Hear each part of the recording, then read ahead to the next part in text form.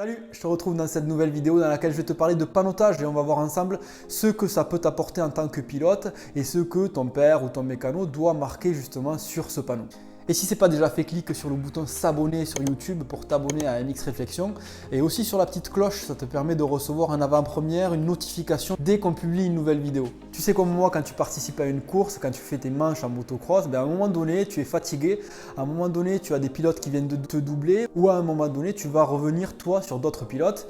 Le rôle du panoteur est essentiel à ce moment-là parce que tu auras toutes les informations d'un point de vue extérieur.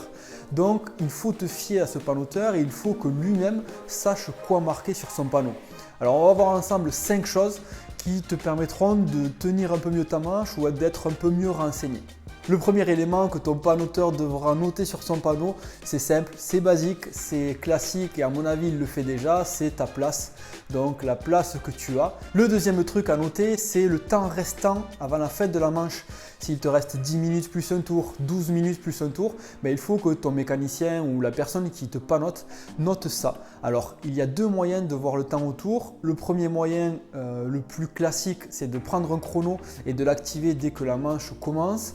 Le deuxième moyen, c'est lorsque le circuit est équipé d'un panneau d'affichage avec le temps restant, là il a juste à le vérifier et à le noter sur son panneau. Donc très franchement, le temps restant à la fin de la manche, c'est assez essentiel. Ça te permet à toi en tant que pilote de gérer ta manche, de voir si tu dois fournir ton effort à un certain moment ou pas. Le troisième élément que ton panoteur peut mettre sur son panneau, ce sont des conseils. Alors ça peut être des conseils de pilotage, ça peut être des conseils de trajectoire. Là, il va falloir que la personne qui a le panneau connaisse un petit peu la course, connaisse un petit peu le circuit pour t'aiguiller à ce niveau-là. Mais dans tous les cas, ça peut être vraiment bien à toi en tant que pilote d'avoir un conseil de pilotage ou de trajectoire d'un point de vue extérieur. Si je te donne des exemples de conseils, ça peut être le fait de respirer. Quand on est pris par la manche, on n'y pense pas souvent. Ça peut être aussi le fait de se détendre. Pareil, en tant que pilote, quand on est pris dans la manche, quand on est lors de dépassements ou quand on se fait dépasser, on n'y pense pas forcément, on se tétanise et c'est des choses qui nous font un petit peu régresser en fin de manche. Donc si on nous le marque, si on a ce petit déclic, ça peut être pas mal. Tu peux avoir aussi quelques petits conseils pour te rassurer. Par exemple, si ton panoteur te marque continue, te marque c'est bien, voilà, ça te permet de te mettre dans une dynamique positive.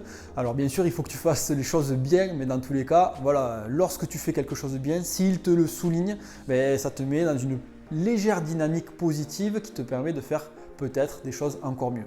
Le quatrième élément que l'on peut te marquer, ce sont tes temps au tour. Alors tes temps au tour, bien sûr, ton panoteur ne va pas les prendre manuellement. Il les marquera si le circuit est encore une fois équipé d'un écran avec tous les temps au tour. Ça se fait en général en championnat de France national ou en championnat de France élite. Dans quelques ligues, on retrouve ça aussi.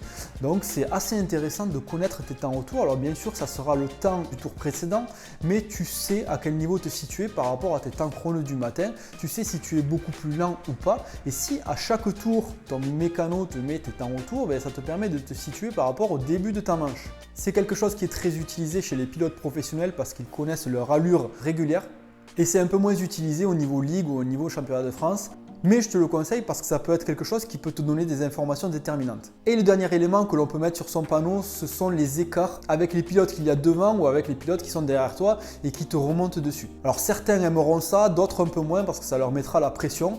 Voilà, à toi de voir si c'est quelque chose qui peut t'aider ou au contraire te bloquer de savoir qu'un pilote remonte derrière toi. Voilà, j'espère que ces informations t'ont été utiles. Si c'est le cas, n'hésite pas à partager la vidéo, à mettre un like en dessous et n'oublie pas aussi de cliquer sur le lien qui se trouve juste en dessous, ça te permet de recevoir une nouvelle vidéo un peu plus longue, une vidéo un peu plus portée sur le pilotage.